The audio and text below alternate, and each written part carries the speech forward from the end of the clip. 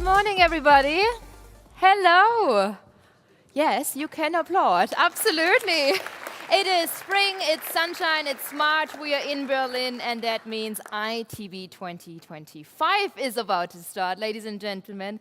For the official welcome and for our official press conference, I welcome you dearly here in the Marshall House at Messe Berlin. It's great as it is the signal and the sign, oh yes, ITB 2025 is about to start.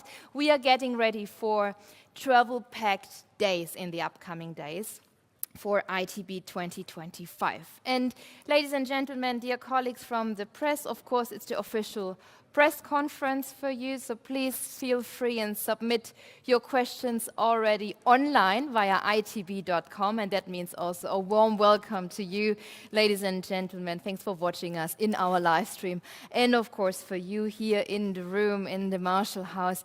You are more than invited, of course, to ask your questions to our speakers. After our press conference, of course, you will have the opportunity for your one-on-one interviews. And if you are in need for a translation of German to English or English to German, please feel free to use the devices here on the left-hand side. And with that, a warm welcome again to you for our ITB conference, press conference. And for the official welcome, I welcome here now on stage, and of course for some ITB Berlin highlights, I welcome the CEO of Messe Berlin. So please give him a warm applause to Dr. Mario Tobias. Good morning. I come here to that side, so you will have the lectern just in a minute for yourself. But before I leave you to that corner, ITB is always all about traveling. It is. So I would love to ask you, do you already know your travel destination, or are you also a little bit on the discovery hunt for destinations, for ideas, for inspiration in the next days? Absolutely. I think there's no such other side on the world where you get so many impressions and, well, good ideas for your next travel. So I want to see so much, but I believe after this 1 week, there's even more on my bucket list. We hope so. Stage is yours. You. Dr. Mario Tobias. Good morning, everyone, and welcome to this press conference for the ITB 2025. It's good to have you all here in person and online. A very warm welcome to Berlin.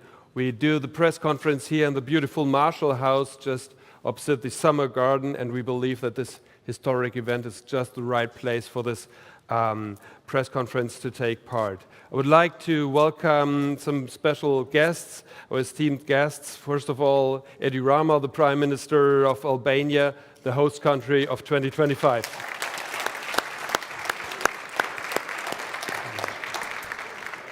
Also, the Senior Vice President Content of Focusrite, the leading voice in the global travel research, Mitra Sorels. Welcome to you as well.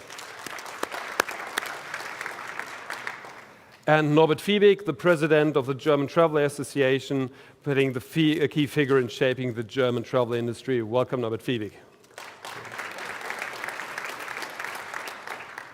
ITB has actually always been more than just a trade show. It is the global hub where the world of travel comes to life. This year, under the theme, The World of Travel Lives Here in Berlin at ITB. We reaffirm our commitment to fostering intercultural exchange and industry collaboration. In a world facing numerous challenges on geopolitics, on wars, on climate change and economic struggles, it is more important than ever that we come here as one industry and discuss on this very platform. ITB definitely provides this platform to exchange know-how, drive innovation, and create the best sustainable future solutions. So this is where the world of travel truly lives here in Berlin. With 5,800 exhibitors representing more than 170 countries, we are fully booked. And that's a great success to our team. Thanks, Debbie, and everyone who took part in this. ITB 2025 reflects the optimism and the growth of the global travel industry. We do see booming regions and the demand in many regions of this world, just like Southern Europe, Asia, the Middle East, also Africa, and as well as surge interest in travel technologies, in cruise tourism and responsible travel tourism solutions. This year, ITB welcomes a mix of newcomers as well as returning exhibitors, showcasing the full spectrum of global tourism. Some key highlights I would like to mention. The cruise industry is stronger than ever, with major players just like AIDA, Disney, MSC, or Royal Caribbean. The travel technology is taking a center stage when it comes to AI-driven solutions, and companies such as Visa or Stripe are joining ITB 2025. The Asia Hall in Hall 26 is fully booked with increased representations from Thailand, from China, from Vietnam, and Mongolia. The Arabian world makes a huge statement with Egypt, Morocco, and Saudi Arabia to become one of the largest exhibitors here in Berlin. And of course, Albania, our host country, who will have a statement with all senses in Hall 3.1 and 4.1, and you will be highlighting what there will be to see over the next couple of days. The global USP of ITB Berlin, of course, is the participation of 1,300 buyers, top buyers, carefully selected from the industry, decision makers with a significant purchasing power. They all meet here in the ITB Buyer Circle, so you get the right demand for your high-quality business connections, and this will be fulfilled here. This year, we are introducing several new tools and new event formats designed to enhance the ITB experience, improve an even deeper insight into the industry. For example, the advanced matchmaking tool, Match and Meet, ensures that the participants connect with the right business partners, and by now we already have more than 56,000 perfect matches. So this shows that we are a real B2B platform. The new ITB Navigator serves as an information platform. The relocation of the Home of Luxury just across the Summer Garden and the Palais at the Funkturm moves to bring the luxury travel segment closer to the ITB Buyer Circle. And additionally, we're launching the guided trade visitor tours and the ITB Talent Hub, because we believe it's very important to connect the young professionals with the industry in times of the demand of skilled people. In cooperation with A3M Global Monitoring, ITB Berlin for the very first time conducted a survey on the experiences and perceptions of the LGBTQ+ traveler community, and we're very interested about the results coming up there. The street food market expanded, and for the first time, together with the Berlin Public Transport, it will be possible to share a full ticket that will cover all of the Messe Berlin, so it makes it even easier and more sustainable with this. A very important part, of course, is the ITB Berlin Convention, the world's largest leading travel think tank, with more than 400 experts in 200 sessions across 17 different tracks. I believe that's quite an impressive number. And the theme of this year, the power of transition, lives here at ITB Berlin, reflects that the tourism industry's rapid evolution in terms of digitalization, sustainability challenges, but also about the shifting expectations of many travelers. So this is what we will be focusing on. For instance, there are several exciting new tracks and highlights: the ITB Transition Labs, the ITB Travelers and Tourism Radar, the Corporate Culture Clash tracks, and also we will be live streaming via the ITB Navigator for the very first time all the tracks from the ITB convention stages. So it will be possible to watch it live and also be broadcasting to ensure the global accessibility of our issues. Just to name some more highlights, for instance, we have the Future track with insights from Euromonitor, Focusrite. Mitra is joining us, UN Tourism and WTTC, and they will be talking on the state of global tourism. We have the Marketing and Distribution track with Greg Schulze from Expedia Group, who will give an insight into their discussion and empower partnerships in shaping the future of travel. The Tour Operators and Sales track with Christoph Debus from Dare2 to give an insight to their strategic priorities.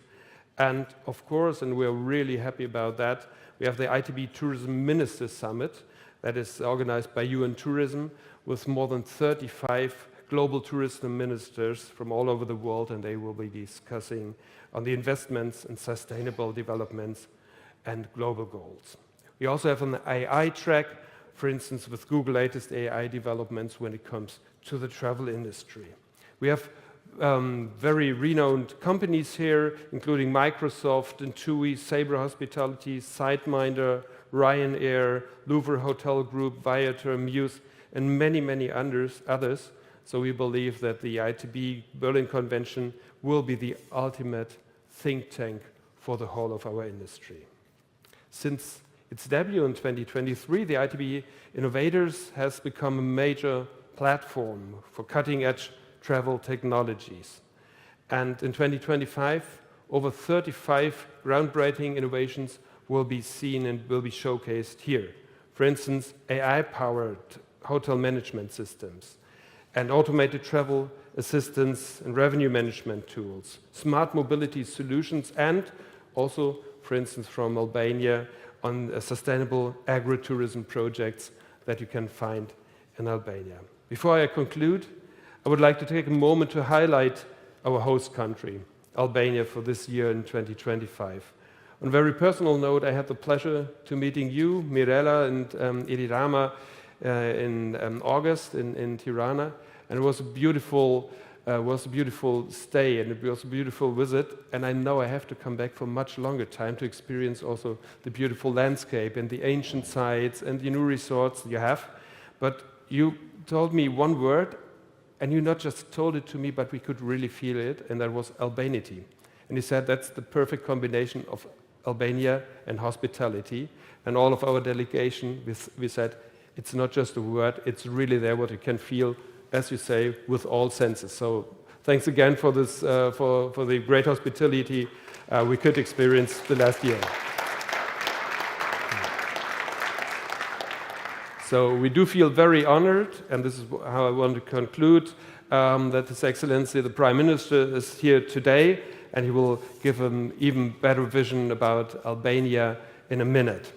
For now, I'm looking forward to 3 very, very exciting days with a lot of talks, dynamic exchange of ideas and presentations. And while we are looking forward to these 3 interesting days, I encourage you, the journalists from all over the world and online, to mark in your calendars the day after tomorrow, Wednesday, the 5th of March at 10 o'clock here at the Marshall House, because we will make a major announcement, because ITB, the brand family, is growing. And we are revealing an exciting expansion into a very new market that I will not talk about today, but on Wednesday morning here at the same stage. So stay tuned, and we're looking forward to have 3 wonderful days of ITB together with all of you. Thank you so much. Thank you. What a cliffhanger and a spoiler.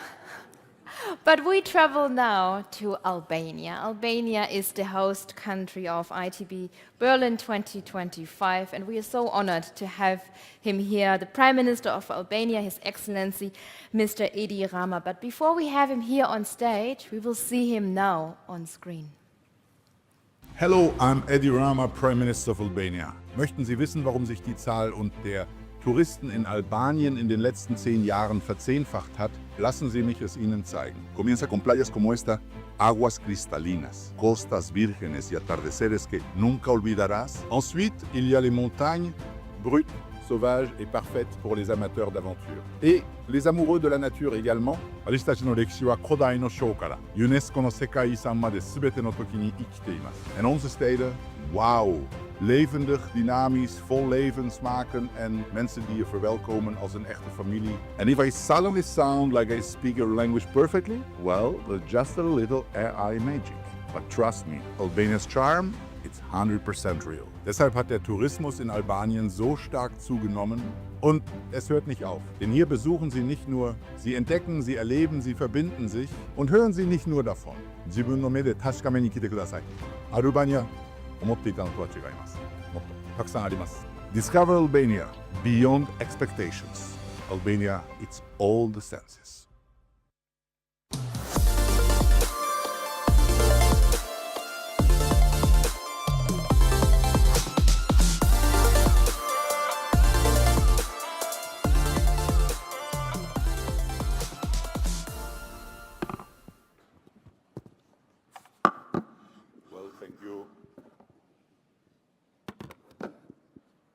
Thank you very much. It's a true pleasure to be here in an event that until only a few years ago would be hard to imagine for us.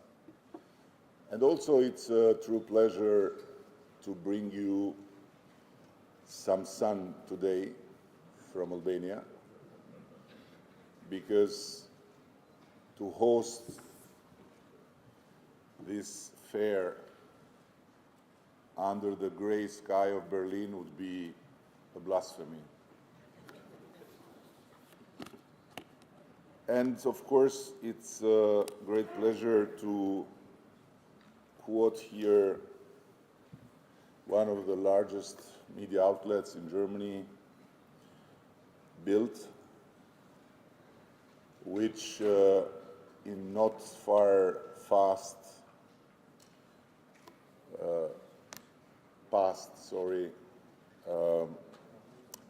reserved to us not very kind reports, saying Albania is no longer an unknown destination. It is set to become a trending hotspot for sun seekers and beach lovers in 2025. But there is more than that. Based on the United Nations chart of tourism, Albania is by far the fastest growing touristic destination in the world. And we also have the fastest growing airport in Europe by far, while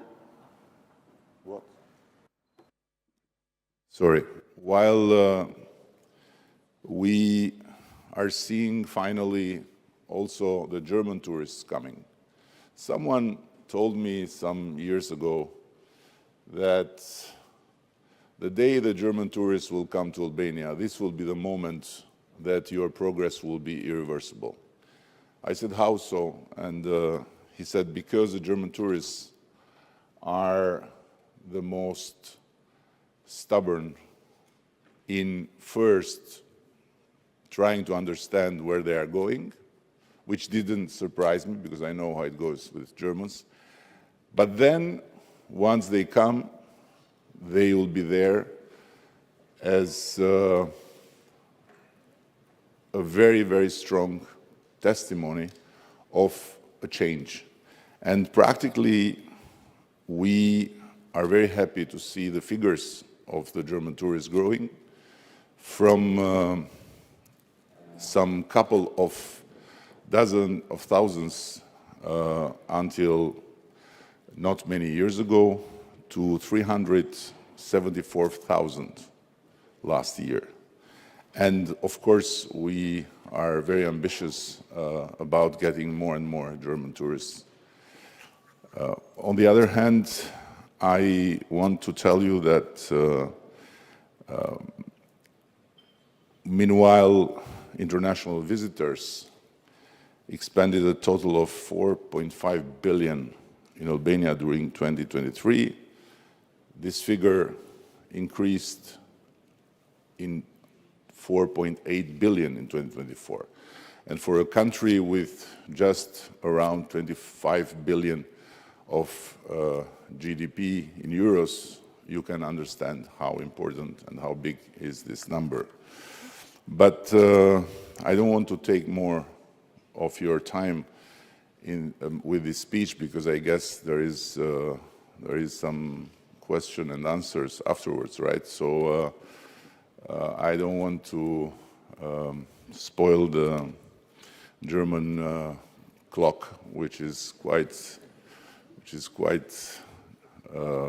difficult to be integrated in our Balkan way of conversing. So I'm trying to be as good as possible of a host here in Berlin. If you would be in Albania, I could keep you for hours listening to what I have to say, but here it's a different story. So, and also considering the moment you are passing through in this country, it's not a good idea to make you more nervous. So I'm stopping here by just giving you very simple data to let you understand from where we come from. So we were North Korea of Europe in our lifetime. And we were grown-ups when our airports had few thousand passengers per year. And all these few thousands had to be Marxist-Leninist to enter our country. And I'm talking until 1990. And from our angle of the world, DDR was not a communist country. It was just the other side of the same medal. And we were totally isolated from the whole Europe, West and East. But because we went through something nobody in the former communist Europe went through, the Chinese connection and the cultural revolution, we in Albania couldn't have a beard. And in the airport, there was a barber shop. So for the tourists with a beard, and they were Marxist-Leninists, by the way, it was impossible to enter without going through the barber. And I'm not kidding. So Karl Marx could not enter Marxist Albania without shaving first. Today, our last figure from 2024 is 11 million passengers crossing Tirana airports, outnumbering Belgrade, the big historical regional airport of the Balkans, in number of passengers for the third year in a row. And for several years, we are on top 3 in the World Tourism Organization chart, together with Saudi Arabia and Qatar as the fastest growing destinations. But we didn't have World Cup, and we either have Mecca. So if we exclude these 2 factors, I believe we are like once upon Germany in World Cup, so number 1. Thank you very much, and I look forward to answer every question you have in all senses. Thank you. Thank you, His Excellency. Thank you. And we will see you, of course, on stage in a second. So as you already see, a lot of topics will be discussed in the upcoming days during ITB. Let's dive into some data now when it comes to European country-level data, the research on Gen AI use and the social media use for travel. And for that, I welcome warmly here on stage the Senior Vice President for Content of Focusrite, Ms. Mitra Sorrells.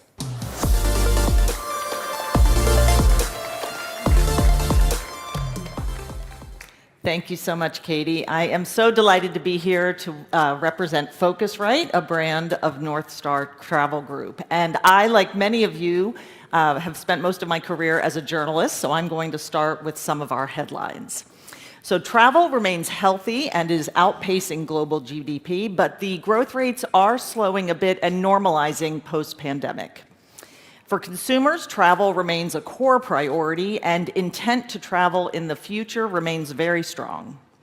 New technologies are creating an environment that is ripe for entrepreneurs, but funding remains hard to secure. Generative AI is permeating all parts of our lives, and potential for it to transform travel is huge. And as AI agents become integrated into everything we do, we will also need verifiable digital ID in order for them to take action on our behalf. So let's begin what the market looks like from a size perspective with some of the data from our Focal Point Interactive database.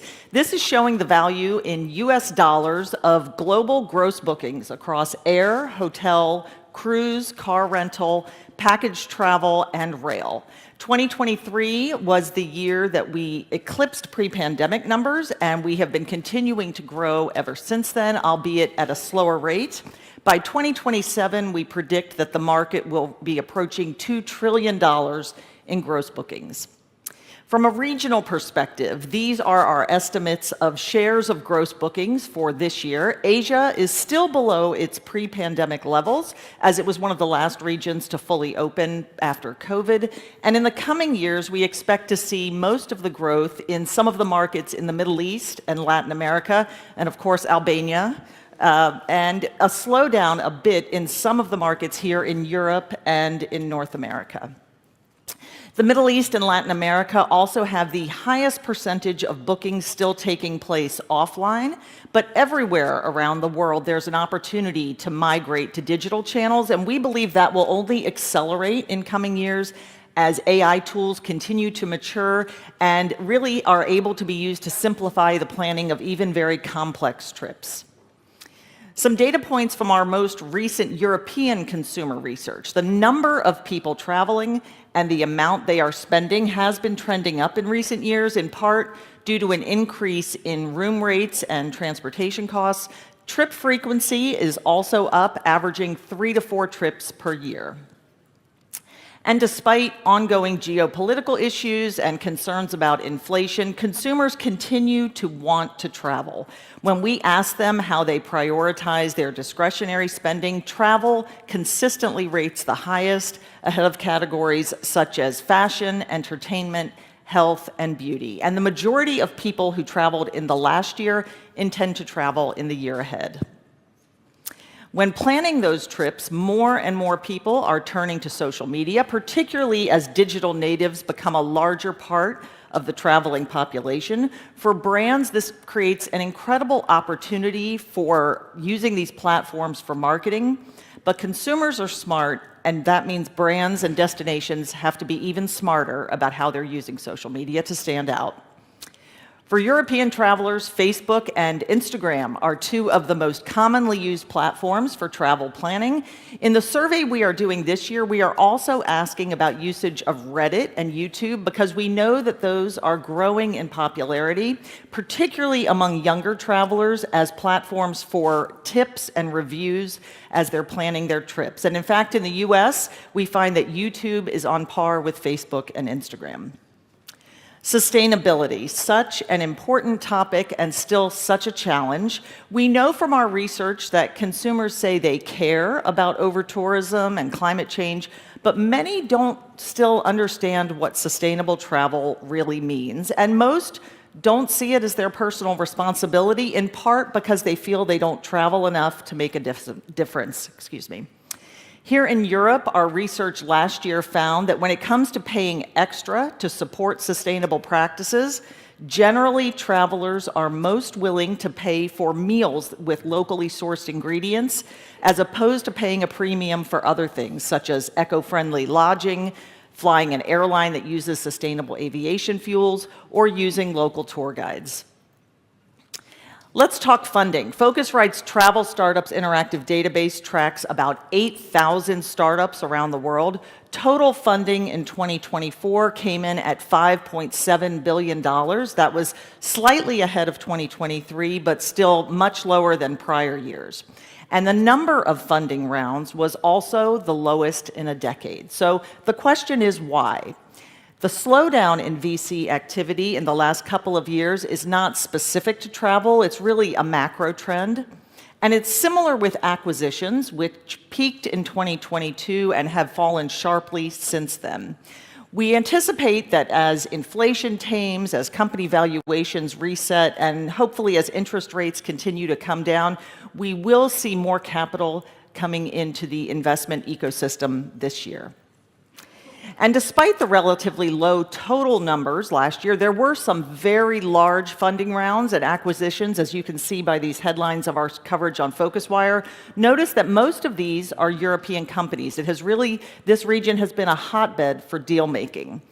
And we need to keep in mind that in the coming years, travel startup investing may transform as generative AI really shifts how companies operate and how much capital they need to do so. One big question with generative AI is, of course, do consumers even want to use it for travel? And if so, how? Our research has found that travel is a top use case for people using tools such as ChatGPT and Perplexity. While travelers ages 18 to 34 are the most frequent users of generative AI for a variety of use cases, we find that those ages 35 to 54 are the most heavy users for travel use cases. And past users express even more interest in using it in the future, which tells us that they are very happy with the results. But we know generative AI isn't perfect, and so do consumers. So top of their list for improvements as related to travel include the ability to find deals, the inclusion of live prices, and the ability to actually make bookings. And all of these things are getting better and closer every day.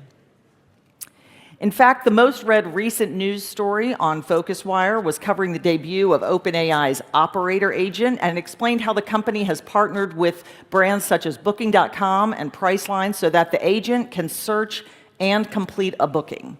And as you can see, there are many other efforts to integrate generative AI technology across hotels, airlines, OTAs, content sites, and more. And there's no doubt that this is the year AI agents will become much more common, much more refined, and much more effective. So at Focusrite, we are really thinking about what this will mean when at least some of the customers coming to travel sites are not human, and when we have agents talking to agents to search and complete a booking. AI can certainly boost efficiency, for example, for customer service with a chatbot, but what might it mean for marketing and selling when agents are shopping on our behalf and when they don't really care how attractive a website is? And how can digital ID, which of course is on the verge of launching here in Europe, help to create trust for agents as they are taking actions on our behalf? You can scan this QR code to learn more about a series of events that we will be hosting on some of these topics. The first one will be taking place on March 20th. And finally, I would like to personally invite all of you to join me and my Focusrite colleagues and many esteemed speakers at Focusrite Europe, June 10th to 12th in Barcelona. Scan this QR code for details about the event and a discount to register. Our theme is the new agents, and we will really be looking at our focus on the new age of travel, the emergence of agents, and really what it means for the industry, from airlines to hotels to online travel agencies and more. Thank you so much. Thank you, Mitra. Thank you. Let's take another 2 minutes because, of course, there are so many keywords in the room now, and I'd like to dive into some of them with you. When we talk about AI agents, of course, everybody is talking about artificial intelligence and AI agents, but when it comes to travel and tourism brands, not just the 65% that are looking for new ideas with artificial intelligence, but really the question on how can travel and tourism brands then adapt to this rise of AI-driven search? Yeah, what is important, you know? This is the big question, and to be honest, I think it's still very much in development as people are trying to understand what this means. We hear the term GEO instead of SEO. It's generative engine optimization. I think certainly one of the things that we are hearing from a lot of the search marketing experts is that it comes down to having content that really answers the queries that your audience is going to be asking. And they're asking in a much longer natural language format. So having that kind of content is going to be critical to stand out, and certainly potentially partnering with some of the brands and the platforms that are really developing all of these solutions. So understanding both ends, the results, but also the prompting in that regard. That's exactly. from what I take from you. Yeah, digital ID, that was also a keyword that you mentioned. So when it comes to the technology of digital ID, how can it simplify and enhance also the travel experience for both sides? You know, one side the traveler, but also when we look into the service provider side. Yeah, I think this is one of the things that excites me the most. I think the idea of a secure, verifiable credential where I own my identity and I can determine which suppliers I want to share it with in the moment, and I no longer have to set up a different identity for Booking.com and Expedia and my hotel and my airline, and I can simply, with one click potentially, share exactly what I want to share about my preferences. I think it's going to create incredible opportunities to streamline the travel experience. And on the supplier side, as you ask, and for destinations, I think it will also just add efficiency for them and the ability to have much more personalization. So this is something we're really watching, and I think with the launch here in the EU next year of a digital wallet for everyone, it's going to really accelerate what we see happening there.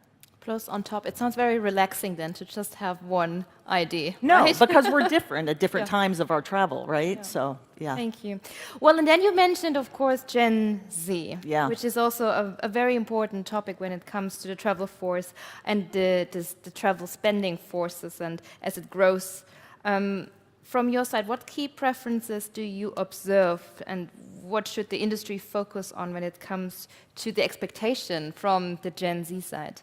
Yeah, it's very interesting. So, of course, the older section of the Gen Z is now approaching 30 years old, and they have a lot of spending power, and they love to travel. So it is very important, I think, to pay attention. Some of the things that we have found through our research and our surveys is traditional loyalty programs don't seem to resonate quite as well or as powerfully with this demographic than some of the older generations. Certainly social media is critical and is only going to become more important in their search and booking process, so I think being present on these platforms is really critical.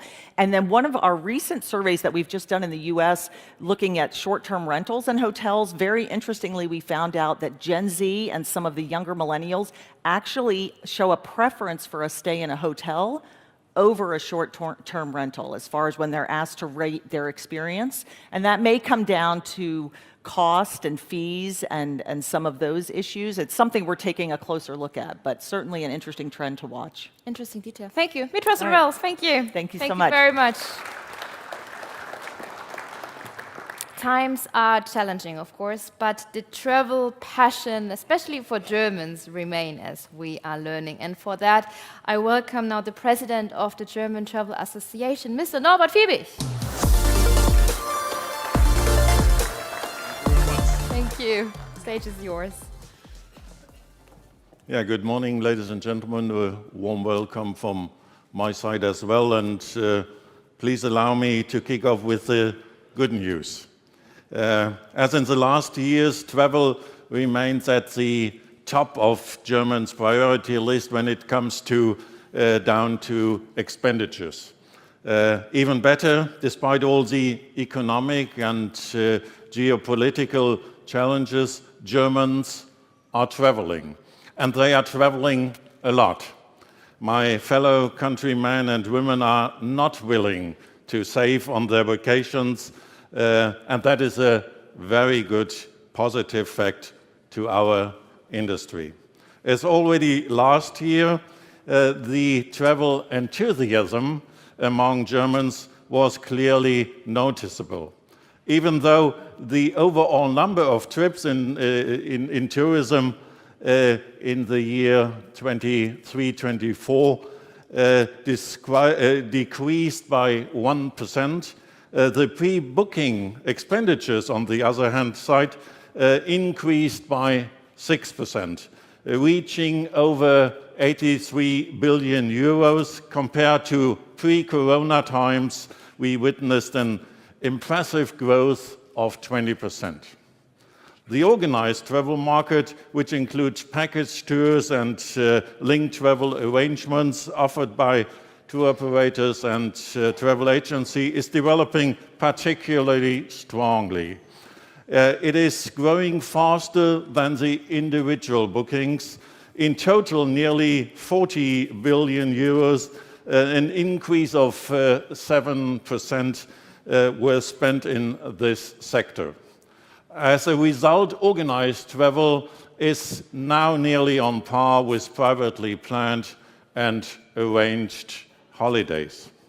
So what can we, ladies and gentlemen, what can we expect from 2025? When it comes to the overall consumer confidence in Germany, we see, unfortunately, there is a lack of demand. Our general economic situation surely can be improved on. People are skeptical concerning the economic development, expecting incomes to swing and are less willing to spend. Savings are increasing. However, for the travel industry, we see the continuation of last year's growth. According to YouGov surveys, almost a quarter of Germans plan to spend even more on vacations and travel this year. So our expectations for the upcoming seasons are high. And ladies and gentlemen, the trend towards early bird bookings remain ongoing. Even so, more people are making their holiday choice even earlier in 2025 than in previous years. By the end of January, the revenue concerning the coming summer vacation surpassed the level of 2024 by 11%. The early bookers have arrived to stay. Or put it in a different way, booking early is a new last minute. Especially encouraging, the demand for package tours is steadily rising. Compared to the previous year, 6% more people have booked a vacation with a tour operator and opt for the well-protected classic package tour, including transportation, in most cases, including flights. Let's have a look at the most popular holiday destinations for the upcoming summer season as of end of January. Spain and Turkey are leading the list regarding booking revenues, closely followed by Greece. So the Germans' last year's favorites will most probably rank at this year's most loved again. To note the biggest revenue increases compared to last summer, we've seen somewhere else, in Egypt and Albania. Congratulations to this year's host country for the ITB. Both countries are showing an impressive increase of 36%. I'm particularly pleased about Albania, as you can imagine. Not long ago, I had the privilege and the pleasure of visiting the country with a delegation of the German travel industry and experiencing the tremendous tourism potential firsthand.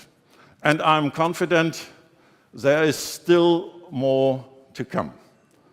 A key driver, ladies and gentlemen, on the travel market in 2025 is cruising once again. Almost a fifth of the summer revenue from organized trips comes from vacation on board of cruise vessels. Revenue is up by 14% and the number of travelers has increased even by 18%. People love cruises. The prices have even dropped slightly, boosting demand accordingly.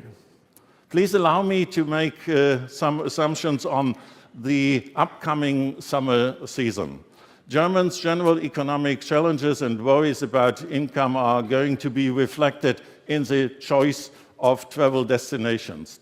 Traditionally, more affordable destinations such as Bulgaria or Tunisia are gaining popularity again, as well as Egypt, where the price growth remains below average.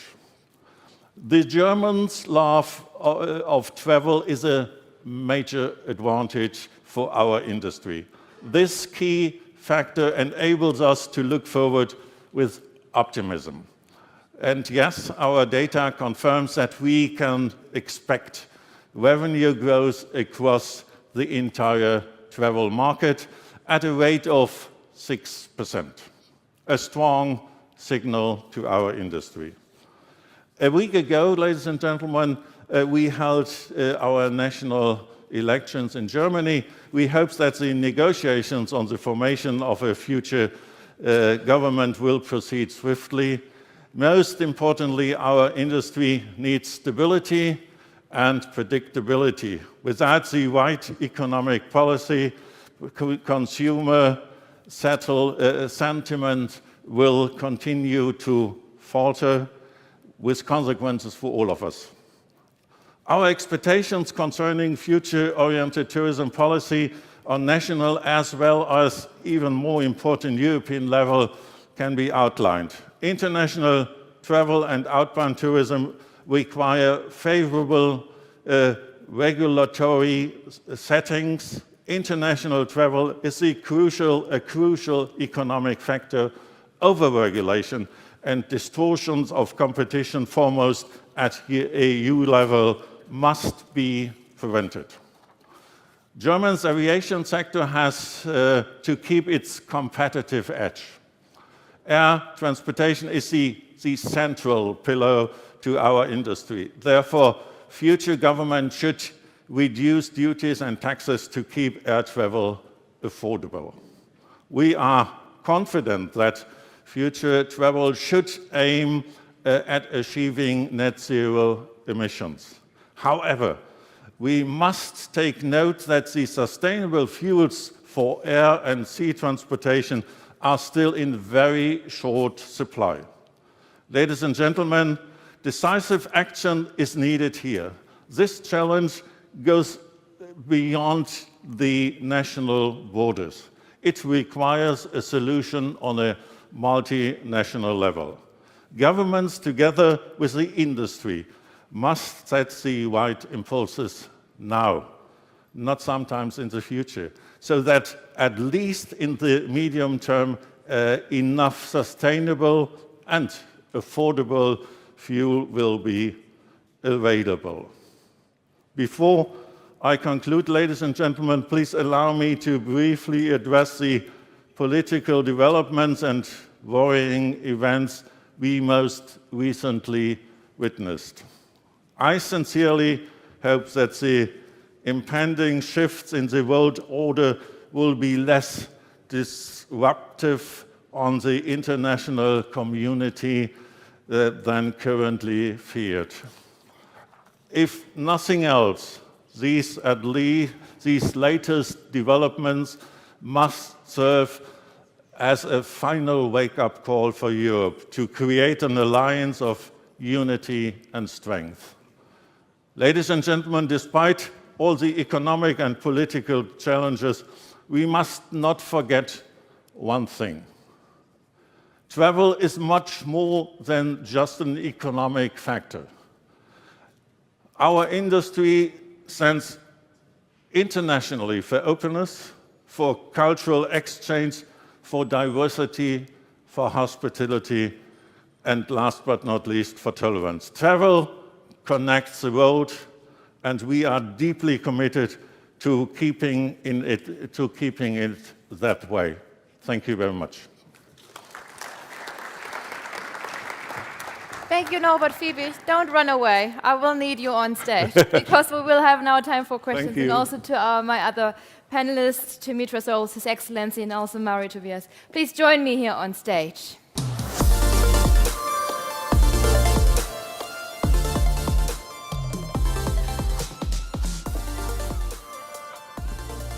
And now it's time, of course, for your questions. Ladies and gentlemen, we have microphones here in the room, but also please submit your questions through itb.com, not the ITB Navigator. You need to submit your questions through the landing page on itb.com. This is just a little clarification detail. Well, again, thanks for being here. Do I have any questions already in the room? I see one hand, just to get a little bit of an overview. Okay. We start with you in a second. The microphone is coming to you. I see one question online. While you receive the microphone, this question goes to the CEO, to Mario. Tobias, will the ITB Berlin continue to be a B2B trade show, and if so, why? Yeah, we've been talking to the exhibitors. It was a very clear signal from the exhibitors to purely focusing on the B2B customers. So it will stay like this. It will stay like this. Okay, this is a very clear, precise answer. Thank you very much. And now up to you. Wonderful. Thanks for being here. Who are you? What is your media outlet? And then what is your question, of course? My name is Stefan Zöflo. I'm from Switzerland. I don't like to speak English, to be honest. I like more to speak Schweizerdeutsch. Schweizerdeutsch. Well, this is a bit hard to translate Yes, for our translators. but the point is really, we have to accept in an international conference with terrible language called English, yes, who has not really, how should I say, something like a history with just for the commerce. But now, let's go to my question. Well, yeah. Very important for Albania is the bus tourism also, because people can ride by bus. And now I listen that only the airports are increasing. And the airport is not sustainability. And I think a bus is much better. And so I want to ask him, what do you think about the landline, and what do you think about Italy's to ferries with Italy's and all this stuff, but you have more sustainability. Yeah, more sustainable travel. And when I think also we should make our vacations longer. We should, if we go to Albania, we should explore Europe. We shouldn't take any more vacations for 7 days. We should abolish it. We stay the whole summer. So maybe we should ask stay His the whole Excellency. summer in Europe. We should make it, and I think we should do something against this always flying by planes. Okay. Thank you very much. Thank you very much for your question. So the question is directed, of course, to His Excellency. Two different shades of the question. One question comes to sustainability and how you approach Thank you, and sustainability destination sorry tourism. to answer in this But terrible also bus language travel. that you mentioned, English, because I don't know your wonderful language, and which sounds as terrible as the worst noise to me when I happen to hear it, but I'm sure it has its musicality when you speak it to your fellow citizens of Switzerland. Yeah, I think there is a point, but I want to make another point to come to your point. We have today, as we speak, one of the largest national parks in the world, I believe, because it's among the very rare, if not the only, national park that crosses the whole country. And this is the national park of the Vjosa River. The Vjosa River was discovered by the Western eco-friendly citizens to be the last wild river in Europe. And so they jumped on us to protect it, while we were already very, very much looking forward to protect it. What is my point? My point is that after having tamed all your rivers, you wanted our river to be wild. And so after having developed in all the ways, you want us to develop only in the way you think is feasible. But I told you a bit of the history, so don't ask Albanians to stop seeking an airplane, because we have been stopped from looking at an airplane for half a century. So when you were flying and enjoying flights, we were just walking around our own country, turned in a prison. And to end with the answer, yes, I'm very, very convinced that as it is happening today, it will grow more with a lot of Swiss, a lot of German, a lot of Israeli, a lot of Northern Europe tourists coming to us for the beauty of the mountains, for the incredible pleasure of the hiking, for the beauty of a lot of other adventures, like in the rafting in the rivers. So Albania has for everyone a place. It's a very small country, but unlike Switzerland, is more diverse. And so we have what Switzerland has, but imagine if in Switzerland you had also what the Mediterranean has. You'd be really, unmatchable. So we will be unmatchable sooner more than later because we have Switzerland, we have Mediterranean, we have everything a human being wants, and we have it in a very small distance. So it's 28,000 kilometers, but with the largest diversity, 2 seas, 9 rivers, a lot of mountains, a lot of valleys, many lakes, and also, like the cherry on the dessert, the Albanians, unique. Thank you. Well, we go on with the next question. And we are never boring like the Please, His Swiss. Excellency.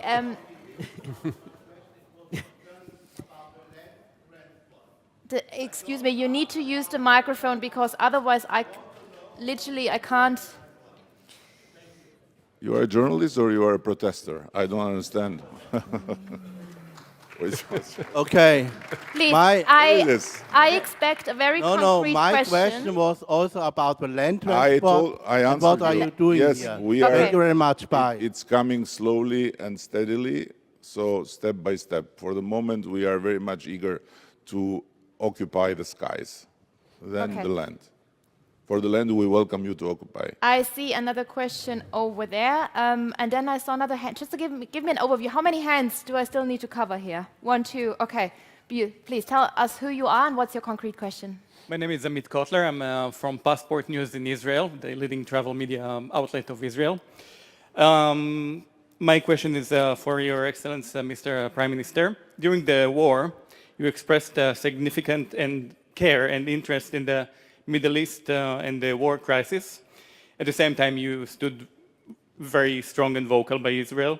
You even shared an Israeli ad for a new airline that is coming to Tirana this year on your social media.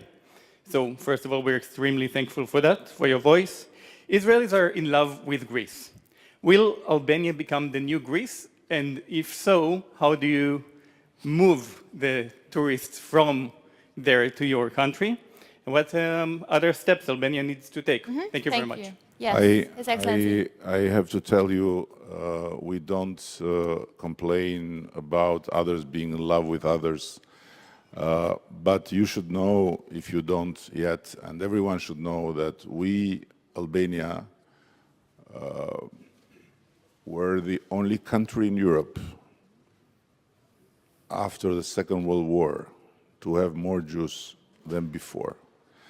And we have a clean sheet record with no single Jew, not one, handled to the Nazis. And this is recognized also by the State of Israel. And Albania has been given the Good Among Nations title. And the great thing was that mostly of the Jews' protectors were Muslims. And there are only 2 names, Jewish names, that appear in the lists of extermination in the Bergen-Belsen camp. They were not Jews, they were Albanians. Because when the Nazis went to take these 2 Jewish people with these names in a house, the old man asked them to wait because he would handle them peacefully, and he handled them, his 2 sons, to protect the 2 Jews. Because what you mentioned as Albanity is something that is very, very deeply rooted, and that's why we are the best country also for tourists, because we have in our first constitution, common law, a very, very important sentence. The house of the Albanian belongs to God and the guest. So every guest represents God. So if you want to feel how God feels, come to Albania. If you want to look up and think that even taxi drivers are gods, go to Greece. But if you want to feel like God, you have to come to Albania. And we are very much looking forward to have as many Jews as possible. Thanks. And I know that for us is only love, for you is also money. But better come to Albania, you'll save more than in Greece. And you will have everything you have in Greece, and with a lot of pluses. Thank you, His Excellency. I go on with another online question to Norbert Fiebig. You highlighted some countries that are rising stars. That's quoted from the question, are there any destinations where you still see untapped potential? The fact is that our clients are getting more and more price sensitive. I was mentioning that countries with an excellent price-value relation, such as the countries of Northern Africa, such as Tunisia, Egypt, but also Bulgaria are gaining at the very moment. Destinations being more or less untapped. The area in Central Asia at the moment is very much in the focus of clients being interested in cultural tours, so such as Uzbekistan, Kyrgyzstan. There is something going at the moment, and I believe there is some more potential. But also India, for example, I believe there is still more room to maneuver, and that these countries will attract the German source market and the German clients in the future. I'm very convinced of that. Wonderful. Thank you. Do we have more questions? Yes, the gentleman here on in the third row, please. Tell us who you are and tell us your concrete question. My name is Corry Williams from Voyage Afrique. My question is to Mario. When you spoke about the highlights, I didn't hear you mention Sub-Saharan Africa, so if you can throw some light on it, that would be good. And then for Norbert, the German market is a core market in Africa, as well. As part of the summer travel plan, is it part of their plans to Sub-Saharan Africa beyond Southern Africa? Mm-hmm. I start with Norbert and then I go to Mario, talking and zooming in a little bit into sub-Saharan context, different sub-Saharan travel destinations. Yeah. So especially South Africa is very much on the list of the most beloved destinations to the Germans, especially in the winter season.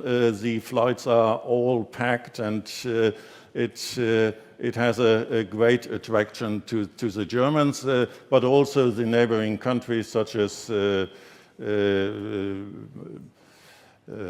Namibia, as well as Botswana. So the Germans love game tours, seeing wildlife in a combination maybe with sun and beach. So Tanzania, for example, offers great wildlife in combination, for example, with Zanzibar, spending a week to relax at the beach. So Africa, especially the southern area of Africa, is very much in the focus and beloved by the Germans. Mm-hmm.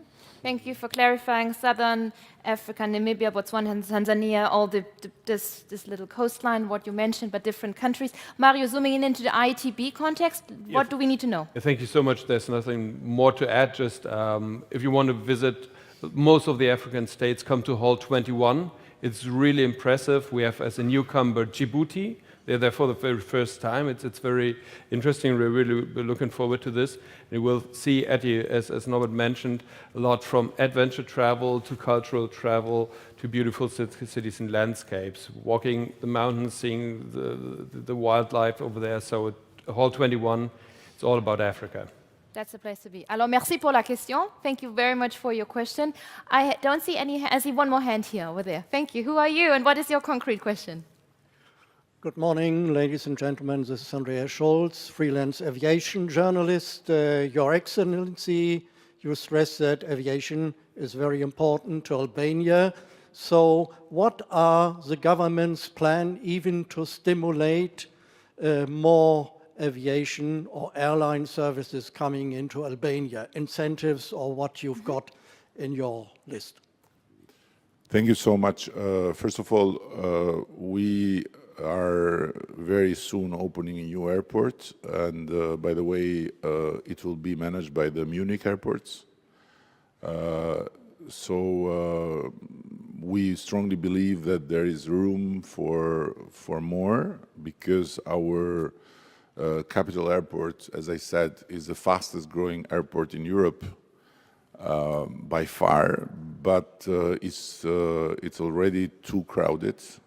So imagine 11 million passengers in a country with 2.4 million residents. It's huge. And the new airport will open this year more south, and will practically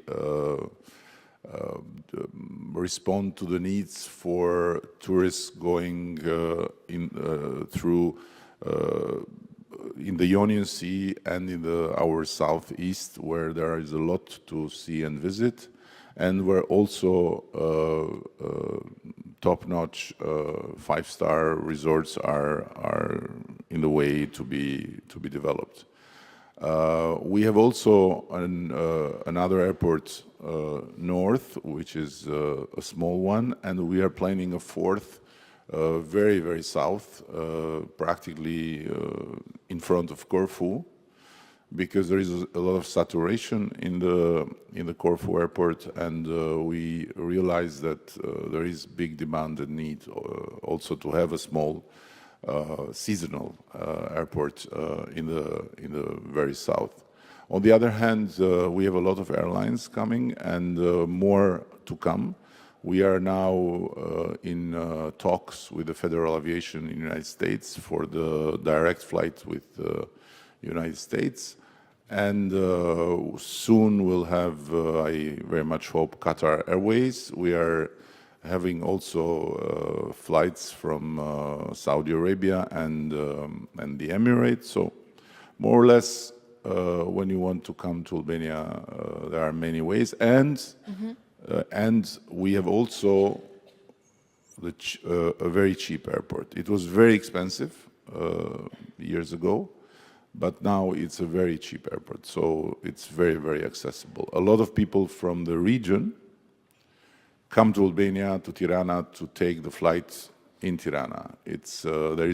And practically is the only airport in the region that is 24/7. During summer, there is no moment of stop. While there is we have put there one of the most advanced passport checking operation that has made possible that you don't have to stay in line. It's totally digital, and it has been one of the first airports in Europe to have this kind of check-in. With it's a manless check-in. Just you put a passport and you enter. So this is a bit the picture I'm giving you. We have also our flagship airline, which is still small, but we are ambitious to make it grow also. I'm very German here again, pushing a little bit towards the clock because we have one more question. Never invite men from Balkan when you need to stick to the clock. It's a very bad idea. I keep that in mind. So invite Germans, and then you have the clock before the people. Ladies and gentlemen, we turn to one last online question. Mitra, because I don't want to skip you in that round, of course, but this question is directly going towards your expertise. Social media is reshaping marketing globally. Let us, in your thoughts, how do you think it will further influence the travel industry in the coming years? I mean, we touched upon it a little bit in your presentation. What can you add on? Yeah, a few things come to mind that I would call out. First of all, in the last year, we saw Expedia Group launch what they call their travel shops, which is an opportunity for content creators, influencers, to sort of create a little storefront on Expedia where they can share their recommendations, and then people can actually book through that. And I call that out because I think that is something that we may start to see more of, is the opportunity to link what content people are seeing on social media with an actual booking. One of the things that we have found in our research as it relates to social media is that consumers are craving to see more content that feels a bit more realistic and aligned with their interests and with their budget. It's wonderful to see this very aspirational content, kind of oftentimes a lot of it is very luxurious level. Consumers are saying, that's great, but I want to see things that are really more realistic for me. So I think we are going to see a bit more of that. And then finally, I would just mention, as it relates to social media, there are the challenges now with AI, because there's, skepticism and risk that pictures that someone may see are not real, that videos someone may see are not real. So I think that is something that is still going to be evolving in the coming years as to how that is handled. It's an interesting future and interesting times we're living in, right? Norbert, do I see any more hands? Because, of course, I'd like to give you... You already had 2 questions. Is that okay if I then skip to the online question? One question. Okay, we have the microphone for you. Do you have one more hand or so? No? Okay. So then, please, again, your concrete question. Okay. Our next question is to a lady of... Focusrite? Mitra Sorel? Yes, you spoke about the AI agent. And I think we should also think about not only social media. There is one platform which is called WikiVoyage, WikiTravel, which is user-based, one TripAdvisor and one Google Business. And I think, what do you think about this channels from feeding with AI? Thank you very much. I'm not sure I completely... The question is about channels feeding AI? Is the question about how AI will feed these channels, or how these channels will feed AI to... Okay, I make it a little bit longer. Just a little bit clearer for us, because then... Yes, I explain it a bit longer. There were some, how should I say, in Web 2.0, there was creating a program like WikiTravel and WikiVoyage, which was fed by people. And they are still actual, and where is the advantage that people can control it? When we have a very big company, which is called Google, who make Google Business, there's also a lot of user-based content in it. And when we have TripAdvisor.